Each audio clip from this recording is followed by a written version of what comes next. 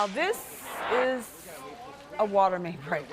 Just look at the flooding in Buffalo. A portion of the street actually collapsed. At least 8 people trapped in their vehicles. Thankfully, no one was hurt, but several nearby blocks are flooded, including around an apartment complex. People who live there do not know yet when they can return. This is the 3rd major water main break in recent days in the Buffalo area. Well, snowstorm and persistent bitter cold are delaying the delivery of road salt to Philadelphia. Large chunks of ice have made it difficult for those ships to actually reach their destinations. This is what it looked like over the Delaware River in Camden, New Jersey. You see a ship moving slowly through those icy waters.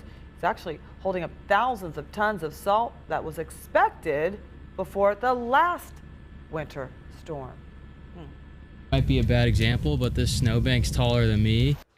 Well, the severe weather that struck Boston is still making its presence felt. You better believe it. Significant snow is still piled high on the streets and, of course, the sidewalks. Look at that person trying to climb over, causing commuting and parking headaches. Someone left their chair out there. Well, this parking situation escalated to violence. A man actually arrested for stabbing his neighbor who tried to take his cleared out parking spot. All over the city, there are crosswalks that are simply impassable.